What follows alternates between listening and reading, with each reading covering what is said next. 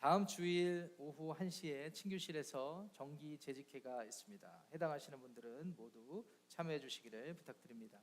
오늘 어머니 주일 우리에게 허락하신 하나님의 말씀 함께 찾으실까요? 신약성경 마태복음 23장 37절부터 39절까지의 말씀입니다. 마태복음 23장 37절부터 39절까지의 말씀입니다. 성경 말씀 찾는 것이 여의치 않은 분들은 화면으로도 준비되어 있으니 화면을 통해서 함께 말씀을 확인하실 수 있습니다. 마태복음 23장 37절부터 39절, 오늘은 세 구절인지라 우리가 합심하여 합독하겠습니다. 37절부터 39절까지입니다. 시작.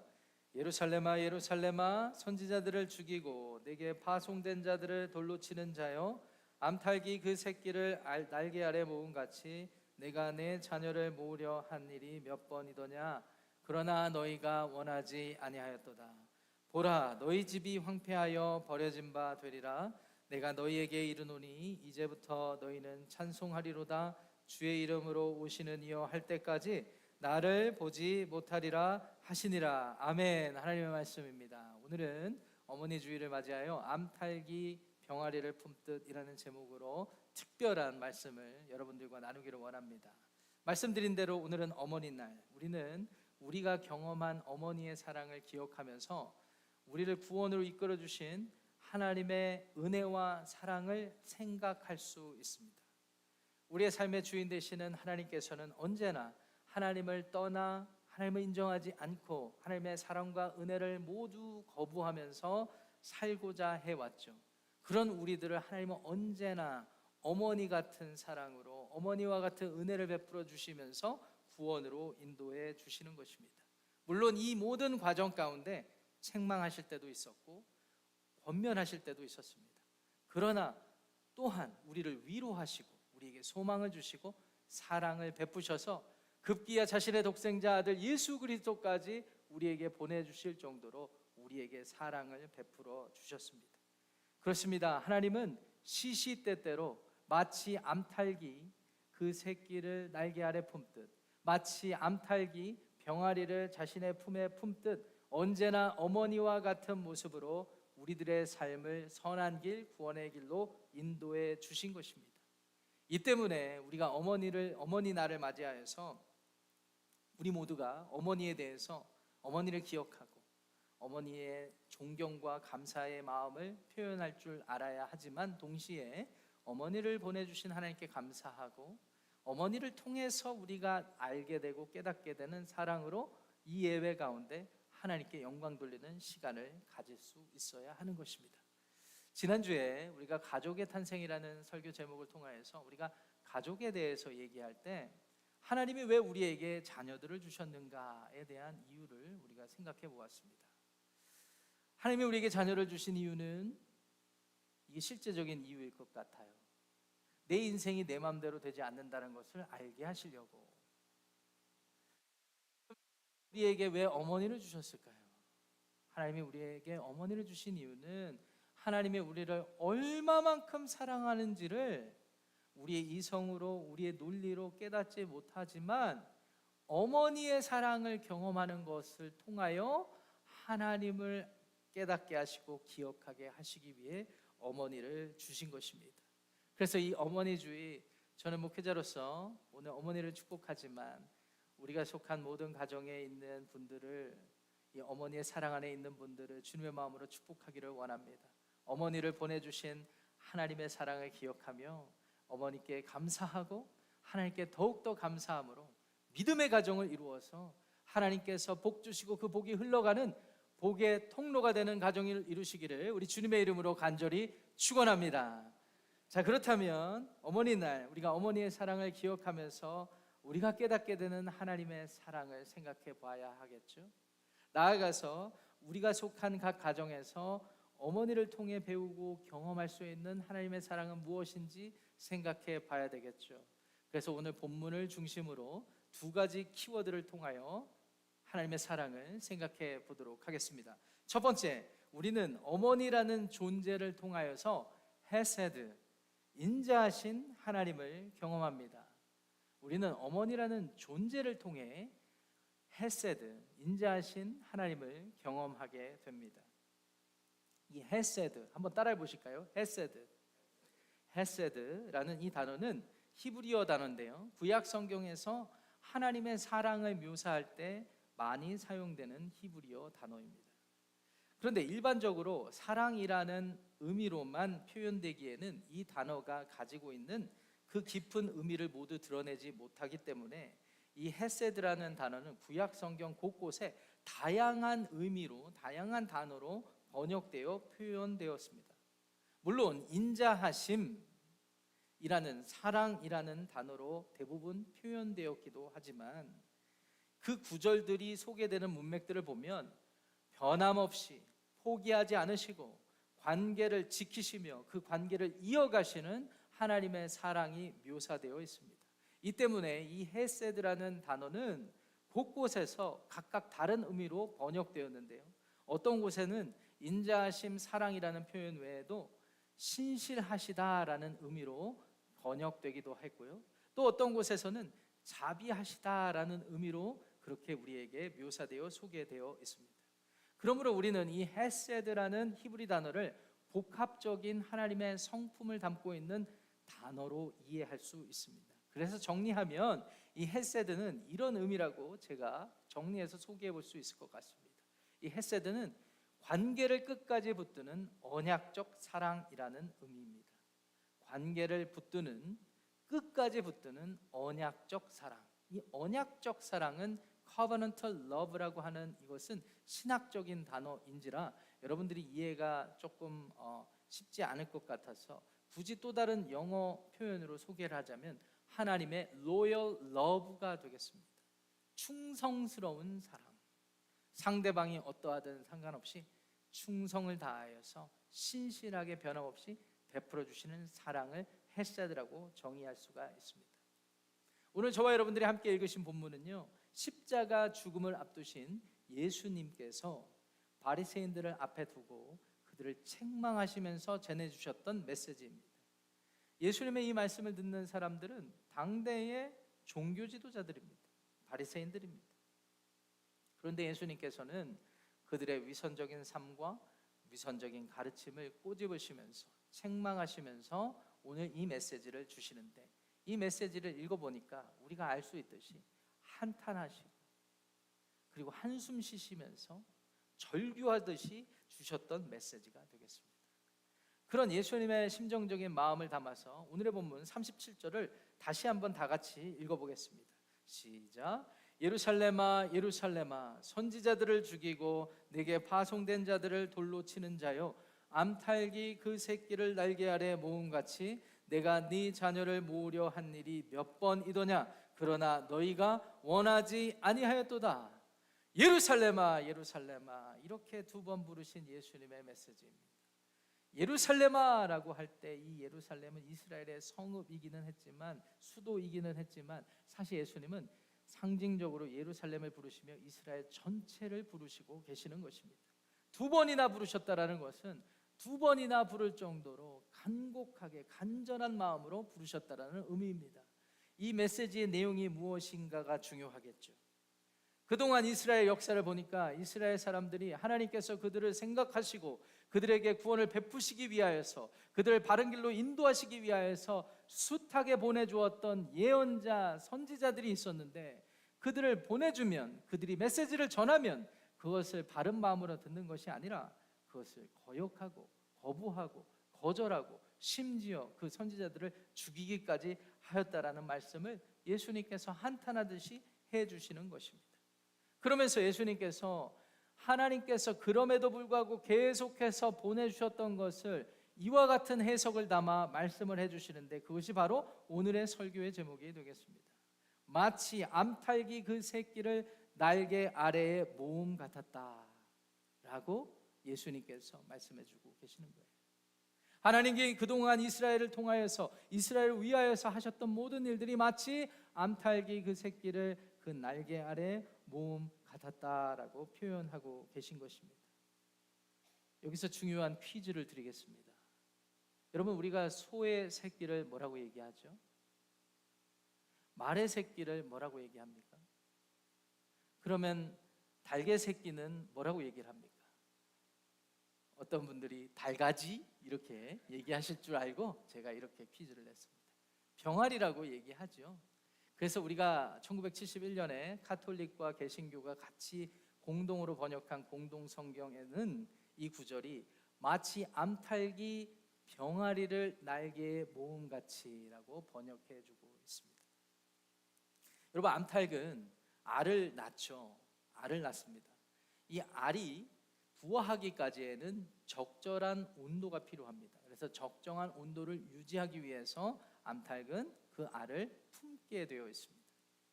그리고 적절한 시간이 지나면 알에서 부화하게 되죠. 병아리가 됩니다.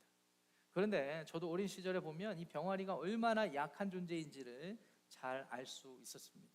지나가던 고양이가 그냥 물어가요. 몰라요. 병아리가 분명히 있었는데 그냥 사라져요. 그 정도로 작고 작은 그런 존재, 미물이라고 할 수 있지 않습니까? 그런데 기가 막히게 이 암탉이 이 병아리의 위험을 알게 되면 생리적으로 모성 본능이겠죠. 다가가서 날개 아래 모은다라고 하죠. 이것은 우리 시대뿐만 아니라 예수님 시대에도 그냥 눈으로 자신들의 삶 속에서 경험할 수 있었던 일이었습니다. 그래서 예수님께서는 비유로 상징을 담아서 이렇게 표현한 거예요. 하나님께서 그동안 이스라엘 백성들을 선택하셔서 자녀 삼으시고 백성 삼으셨는데 그들이 바른 길로 가지 않을 때 하나님께서 선지자들을 보내셨지만 또 죽이고 또 핍박하고 또 보내고 또 죽이고 또 핍박하고 마치 그와 같은 하나님의 행위를 암탉이 병아리를 품듯 보호하기 위함이었다고 예수님께서는 말씀해 주고 계시는 것입니다. 그런데 그때마다 하나님이 선지자들을 통해서 보내주셨는데 그때마다 그것을 거부하고 관계를 거부하고 거절한 당사자는 언제나 이스라엘 백성들이었습니다. 그래서 37절 하반절에 보시면 그러나 너희가 원하지 아니하였도다 이렇게 말을 해주고 있습니다. 이스라엘 역사를 돌이켜보면 예수님의 말씀이 참말인지 거짓인지 우리는 바로 깨달을 수 있습니다. 여러분, 애굽에서 노예 생활을 오랜 시간 동안 하던 히브리 민족 생각해 보십시오. 성경의 기록을 보면 너무 가혹하고 힘들어서 이들이 여호와 하나님께 부르짖습니다. 하나님, 힘들어요. 먹고 살기 너무 힘듭니다. 우리의 신 되시는 만군의 하나님, 우리를 도와주십시오 라고 했습니다. 하나님께서 모세를 선택하셔서 보내주셨습니다. 기적을 베풀어 주셨습니다. 그래서 10가지 이상의 기적을 통하여서 이 사람들이 참신은 하나님이다라는 것을 경험을 하고 바다를 건너 이제 출애굽하게 되었습니다. 출애굽한 이스라엘 백성들이 이제 새로운 삶을 살아야 되겠죠. 그래서 하나님께서는 그들을 시내산으로 인도해 주셨습니다. 시내산의 꼭대기로 모세를 불러주셨습니다. 이제 모세에게 율법을 주셔서 새로운 나라의 정체성으로 살게 하기 위함이셨습니다. 그런데 모세가 산에 올라가서 하루가 지나도 이틀이 지나도 내려오지 않습니다. 일주일, 2주일이 지나도 내려오지 않습니다. 40일 가까이 내려오지 않습니다. 불안해졌습니다. 우리가 어떻게 사나? 여러분들 상상해 보세요. 200만 명 가까운 인구가 지금 산 밑에 위치해 있습니다. 한 번도 군대를 조직해 본 적도 없고 맨날 노예로만 살던 사람들이에요. 힘센 사람들 앞에서 위축되는 존재들이에요. 연약한 미물이라고 할 수가 있는 상황이었습니다. 그때 그들이 불안한 나머지 아론에게 요구합니다. 우리를 위하여서 do something for us. 아론이 그들의 여론을 무시 못해서 금부치를 다 가지고 오게 합니다. 그리고 금부치로 화려하게 금송아지 형상을 만들어 놓고 아론이 그들에게 선포했습니다. 이것이 너희들을 애굽에서 인도해낸 여호와이시다. 그들의 마음에 금세 위로가 찾아왔습니다. 하나님은 이 모든 과정을 다 지켜보고 계셨어요. 하나님이 악하다고 여기시는 자신들의 마음에 소망을 담아 우상을 만들어 섬기는 것, 그래서 이 세상이 타락하고 부패했는데 그 짓을 시내산 밑에서 하나님 바로 앞에서 하고 있었던 거예요. 모세가 내려왔습니다. 모세가 화가 났어요. 그래서 돌팔을 집어 던지면서까지 화를 내셨지만 하나님께서는 금세 그 그 화를 누르시고 다시 그들을 새로운 길로 인도해 주십니다. 그 새 길로 인도하시면서 하셨던 하나님의 말씀이 출애굽기 34장 6절에서 7절에 소개되어 있어요. 하나님의 말씀 들어보세요. 하나님이 이 말씀을 직접 모세를 통하여서 이스라엘 백성들에게 하십니다. 나는 여호와라 여호와라, 자비롭고 은혜롭고 노하기를 더디하고 인자와 진실이 많은 하나님이라. 인자를 천대까지 베풀며 악과 과실과 죄를 용서하리라. 제가 우리 교회 교족부를 보니까 인자라는 이름을 가지신 분은 안 계시는 것 같아요. 제가 동부에 섬겼던 교회는 인자가 많으셨어요. 이인자 집사님, 손인자 집사님, 김인자 집사님 너무 많아가지고 인자 하면은 다들 되게 깜짝깜짝 놀라셨어요. 인자에 해당하시는 분들이. 제가 말씀드린 이 헤세드라는 단어가 오늘 본문에서 인자로 2번이나 번역이 되어 있습니다. 하나님이 직접 말씀하시기를 나는 자비롭고 은혜롭고 노하기를 더디한 인자한 하나님이다. 인자를 천대까지 베푸는 하나님이다. 비록 너희들이 심판받아 마땅한 짓을 했지만 나는 너희들과의 관계를 소중히 여기기 때문에 인자를 베푸노라. 다시 그 길을 가게 하시는 하나님이십니다. 영원한 심판에서 마음을 돌이키셔도 아무도 뭐라고 하지 않으실 텐데 하나님께서는 용서하기를 원하셨고 우리는 성경을 통해서 인자하신 하나님의 성품을 그래서 배우게 되는 것입니다. 그렇습니다. 하나님께서는 언제나 잘못 앞에서 자신의 잘못을 인정하고 하나님께 용서를 구하는 자들은 누구나 하나 없이 예외 없이 다 받아주시는 인자하신 헤세드의 하나님이시라는 사실을 기억하시기 바랍니다. 이걸 우리가 어떻게 이해할 수 있을까요? 제가 이걸 어떻게 설명할 수 있을까요? 어머니 날을 맞이해서 어머니의 사랑을 떠올려 보면 그 인자하신 성품이 이런 것 아닐까 한번 생각해 볼 수 있지 않을까 생각합니다. 우리가 어머니를 떠올릴 때마다 느끼게 되는 감정이 있죠. 어머니는 언제나 나를 위해 주시는 분. 내가 잘못해도, 내가 부족해도, 내가 연약해도 그걸 다 아시지만 고스란히 다 어머니 품에 안으시고 그것을 다 끌어안으시고 언제나 나를 위해서 말씀도 해주시고 조언도 해주시는 분. 법의 울타리 안에서는 법적인 심판을 받을 일도 있고 또 남이 볼 때는 나에게 정죄하고 원망하는 일이라 할지라도 어머니는 그 모든 것을 다 품에 안으시고 받아주시는 분. 바로 인자하신 성품을 가진 분들이 우리의 어머니 아니셨습니까? 하나님이 우리에게 어머니를 주신 이유가 거기에 있다고 믿습니다. 하나님은 그렇게 해서는 안 되시는데 왜 자꾸 이렇게 용서하시고 인자를 베푸실까요? 이것은 사람의 논리와 이성으로 설명할 수 없는 영역이기에 우리는 어머니의 사랑을 떠올리며 하나님의 인자하신 성품을 감사해야 하는 것이죠. 그런데 오늘 다시 본문으로 돌아와서 그 말씀, 예수님의 말씀을 우리가 보듯이 그럼에도 불구하고 사람들은 계속해서 하나님의 인자하신 성품을 거역하고 거절해 왔습니다. 다시 광야 생활하던 이스라엘 백성들 이야기를 해볼까요? 하나님께서 기회를 주셨습니다. 인자를 베푸셨어요. 그래서 광야 길을 떠납니다. 그런데 바로 불평하고 원망하기 시작합니다. 이유가 무엇일까요? 이유는 물이 없다고, 먹을 양식이 없다고, 입을 옷이 없다고 불평하고 원망하는 것입니다. 그런데 아이러니하게 하나님은 분명 물을 주셨습니다. 하나님은 만나를 주셨어요. 그런데 또 불평합니다. 마치 어린아이가 어머니에게 반찬 투정하듯이 엄마 왜 오늘은 소세지가 없어? 엄마 오늘은 왜 갈비가 안 나와? 여러분 너무 자녀들한테 반찬 잘 챙겨주면 안 되는 거 아시죠? 잘해준 만큼 기대하니까 반찬 투정하는 거예요. 저도 지나간 부끄러운 과거이지만 한 번은 제가 밥상에서 용기 있게 숟가락을 들고 골프 치는 신용을 한 적이 있었어요. 어머니 앞에서. 오늘 반찬이 다 푸른 초장입니다. 아버지한테 엄청 혼났습니다. 저의 미성숙한 과거입니다. 잘못된 일이죠. 불평하고 원망합니다. 그런데 하나님은 그때 이제는 끝이다. 이런 인간들하고는 도저히 내가 이 사람들, 이 나라 백성들의 신이 될 수 없다라고 하셔야 했지만 하나님은 돌이키셨어요.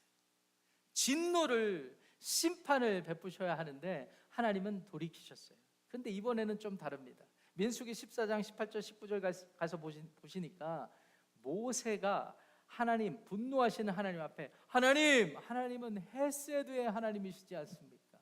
인자가 많은 하나님이시지 않습니까? 우리를 용서해 주십시오. 우리가 아무것도 몰라서 그렇습니다 라고 중보하죠. 마치 예수님께서 십자가에서 죽으시면서 주여, 아버지여, 저들이 무슨 말을 하고 무슨 일을 하는지 알지 못합니다 라고 하면서 십자가의 죽음으로 중보해 주셨듯이 모세가 하나님 앞에 나아가 중보를 하죠. 오늘 그 두 구절을 한번 살펴보기를 원합니다. 모세의 말입니다. 여호와는 노하기를 더디하시고 인자가 많아 죄악과 허물을 사하시나 형벌받을 자는 결단코 사하지 아니하시고 아버지의 죄악을 자식에게 갚아 3, 4대까지 이르게 하셨나이다. 구하옵나니 주의 인자의 광대하심을 따라서 우리를 용서하여 주십시오. 여기서도 인자가 두 번 등장하는데 이 단어가 헤세드라는 히브리 단어입니다. 하나님이 금세 마음을 돌이키셔요. 그리고 이스라엘 백성들과 함께 그 길을 나서기로 하십니다. 여기서도 우리는 하나님이 얼마나 우리를 위하고 계시는지를 알게 됩니다. 우리가 기독교 신앙을 생각할 때 오해하는 부분이 있는 것 같아요. 우리가 예수님을 믿고 복음을 받아들이면 천국 간다, 이 단순한 메시지를 듣고 사람들이 생각합니다. 나는 원래 천국 갈 만한 사람인데 확실하게 하고 싶으니까 이걸 내가 받아들여 놓겠다, 마치 이런 식으로 이해를 해요. 그런데 그것이 아닙니다. 우리 모두는 하나님의 진노와 심판 속에 죽어야만 하는 존재입니다. 그런데 하나님의 인자가 베풀어져서 하나님의 사랑, 헤세드의 언약적인 사랑이 베풀어져서 우리가 그것을 믿음으로 건져지는 구원을 얻었다는 사실을 기억하시기 바랍니다. 이게 성경이 말하는 기독교 신앙이에요. 기독교 구원이에요. 하나님은 진노와 심판을 베푸셔야 되는 상황 속에서도 인자를 베풀어 주셨기 때문에 우리가 하나님의 구원을 얻게 된 것입니다. 여기서 질문이 생기죠. 아니, 하나님은 이렇게 지속적으로 반복적으로 하나님을 인정하지 않는 관계로 살아가는 사람들, 백성들을 왜 끝까지 자녀로 여겨주시는가? 이 질문을 인간적으로 곰곰이 생각하고 아무리 생각하고 몇 날 며칠 생각하고 이유를 찾아봐도 한 가지 이유밖에 없습니다. 하나님이 우리의 하나님이시기 때문에. 목사님, 그게 무슨 소리요? 어머니가 우리의 어머니이기 때문에 우리의 모든 잘못 속에서도 인자를 베푸시고 우리를 끝까지 품어주시지 않습니까? 어머니의 어머니 되심을 누가 이해 안 간다고 논리적으로 논박하고 이치에 맞지 않다고 따지겠습니까? 어머니니까 라는 말로 모든 것이 익스큐즈 될 때가 얼마나 많습니까? 제가 설교 준비하다가 한국에서 있었던 끔찍한 어떤 사건을 뉴스로 접하게 되었습니다. 어떤 아들이 알코올 중독에 아주 나이가 장성했는데 막 정신을 못 차리는 아들이 있어요. 근데 어머니는 봤더니 노년의 기초수급 생활 대상자이시더라고요. 그러니까 미국식으로 말하면 로우 인컴에 정부에서 보조를 해주지 않으면 살 수가 없는 거예요. 근데 아들이 정신을 못 차리고 어머니를 봉양하는 게 아니라 어머니 집을 한 달에 한 번 찾아오는데 그 한 달에 한 번 찾아오는 날이 이 구청에서 돈이 나오는 날이라고 합니다. 근데 어머니는 자신도 먹고 살 게 없고 하루에 한 끼 먹는데 구에서 나오는 소셜워커가 찾아가서 식사도 제공하고 그걸 드시면서 자신의 돈을 전부 다 아들에게 주는 거예요. 이것을 나중에 알고 소셜워커가 그렇게 하지 말라고, 아들을 위해서라도 그렇게 하지 말라고, 그 아들 그 돈으로 술 사 먹는 거라고 이렇게 해도 어머니가 그래도 계속 어떡하냐고. 여러분들 이해가 가세요? 물론 그 행동이 지혜롭다 아니다 판단하는 것은 둘째 치고라도 어머니의 심정이 이해가 가세요? 그래서 소셜워커가 어머니한테 이렇게 하면 구청에서 지원을 끊겠습니다 라고 윽박을 지르면서 강제 이주를 시켰습니다. 더 이상 아들이 찾아오지 않도록 도움을 준 것이죠. 그래서 먼 곳으로 이사를 갔어요. 그런데 다음 달에 소셜워커가 나가봤더니 또 아들이 왔어요. 왜 그랬을까요? 엄마가 전화했어요. 엄마 이사했다, 일로 와라. 소셜 워커들이 황당한 거예요. 여러분, 이 과정과 이 사정을 우리는 어떻게 논리적으로 설명할 수 있을까요? 어머니이니까. 하나님의 하나님 되심도 이와 같습니다. 하나님이시니까 자신의 형상 따라 만든 사람을 버리지 못하시고 하나님이시기에 하나님이 구원을 베푸시기로 작정하셨고 구원의 길을 여기까지 인도해 주시는 것입니다. 그렇기 때문에 오늘날까지도 이스라엘의 왕위, 이스라엘의 정체성이 여전하다라고 우리는 생각해 볼 수가 있습니다. 하나님께서 다윗을 선택하셨죠. 이스라엘 나라의 기틀을 만들었습니다. 근데 이 나라가 계속 반역을 해요. 그럼에도 불구하고 하나님은 약속해 주셨습니다. 사무엘하 7장 15절에 보니까 하나님이 이런 말씀하셨어요. 내가 다윗에게서 왕위를 빼앗지 않겠다. 내가 다윗 왕에게서 왕위를 빼앗지 않겠다. 이거 하나님이 하나님이시라는 것을 그냥 공개하신 것뿐입니다. 나는 너의 어머니야. 어머니로서 네가 어떻게 하든 어머니로서 살아가마. 나는 너희의 하나님이야. 내가 약속해주고 그동안 그렇게 살아왔듯이 나는 내 자리를 지킬 것이야. 그래서 우리는 이 헤세드라는 단어를 하나님의 언약적 사랑이라고 표현하기도 합니다. 그럼에도 불구하고 정신 못 차리는 아들과 같은 이스라엘 백성들이 지속적으로 하나님을 인정하지 않고 거부한 끝에 이방 나라의 포로가 되어버리죠. 나라의 정체성이 사라져 버리게 됩니다. 사실 1947년 현대 이스라엘 국가가 기틀이 만들어지기 직전까지 수백 년 동안 이스라엘 사람들은요, 나라도 없고요, 땅도 없고요, 그저 하나님 백성이란 정체성 하나만 가지고 유럽에, 아프리카에, 중동 지역에 뿔뿔이 흩어져서 디아스포라로 살아오지 않았습니까? 아예 정체성이 사라졌어요. 그런데 하나님께서 이사야 선지자에게 하셨던 약속이 있어요. 이사야서 54장 7절부터 8절까지의 말씀을 제가 읽어드립니다. 내가 잠시 너를 버렸으나 큰 긍휼로 너를 모을 것이요 내가 넘치는 진노로 내 얼굴을 내게서 잠시 가렸으나 영원한 자비로 너를 긍휼히 여기리라. 네 구속자 여호와께서 말씀하시느니라. 여기서 표현된 영원한 자비라는 표현이 바로 헤세드입니다. 잘못하면 혼나야죠. 꾸짖음 받아야죠. 책망받아야죠. 그럼에도 불구하고 하나님께서는 그 가운데서도 영원한 자비를 잊지 않으셨습니다. 어머니가 어머니 된다라는 이유로 우리에게 하시는 모든 과정이 이와 같습니다. 잘못하면 책망하죠. 꾸짖죠. 개인적인 말씀드려서 죄송하지만 저도 저희 집에서는 언제나 굿캅, 집안에서 나쁜 역할은 저희 아내가 다 도맡아서 합니다. 혼날 때 혼나야죠. 꾸짖어야죠. 책망받아야죠. 아무리 잘해줘도 그래도 애들은 엄마 편이에요. 왜 그럴까요?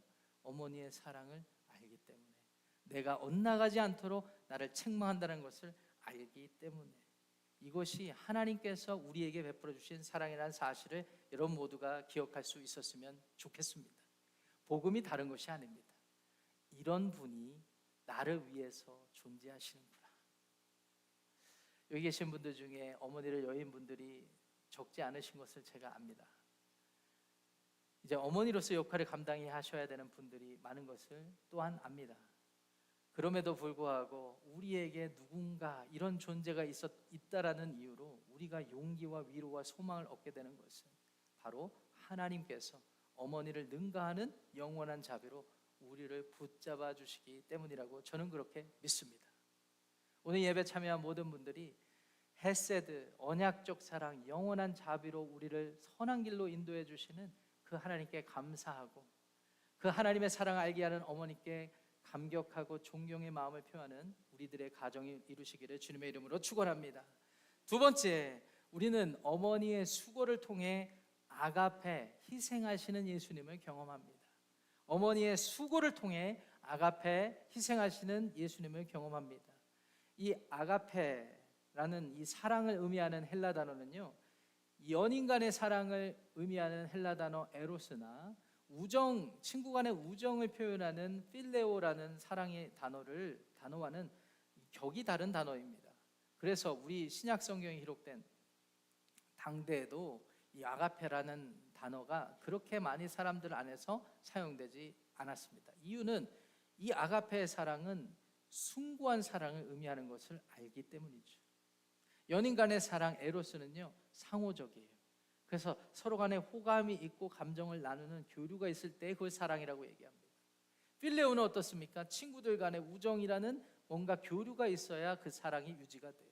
그런데 아가페는요, 상대방이 어떻게 얘기하고 어떻게 나오든 상관없이 내가 사랑하기로 작정하고 그 사랑을 약속해서 베풀어지는 모든 사랑을 아가페적인 사랑이라고 얘기했기 때문에 이것은 성품의 영역입니다. 이런 사랑을 베풀 줄 아는 성품이 있는 사람이어야만 아가페적인 사랑을 할 수 있다는 것을 알기에 함부로 표현하지 못했어요. 그런데 헬라어로 기록된 신약 성경을 보면 곳곳에 아가페가 기록되어 있습니다. 아가페는 어떤 사랑이라고요? 자기 희생적인 사랑. 자기 희생적인 사랑. 상대방에 상관없이 나의 희생을 통해 만들어가는 사랑을 의미합니다. 이런 완전한 사랑을 보여주신 분은 하나님밖에 없으세요. 하나님이 자신의 독생자를 아끼지 않으시고 보내줄 정도로 우리를 위해 희생하셨기 때문에 그것을 사랑이라고 표현하죠. 그래서 신약 성경 곳곳에 아가페의 사랑이 기록되어 있는 것입니다. 다시 오늘 본문 말씀으로 돌아가 보면 마태복음 23장 38절에 예수의 말씀 보시면 보라 너희 집이 그런 이유로 황폐하여 버려졌다. 한마디로 너희 집이 쫄딱 망한 이유는 너희들 때문이야 라고 말씀해 주시죠. 이스라엘의 슬픈 역사를 떠올리시는 것입니다.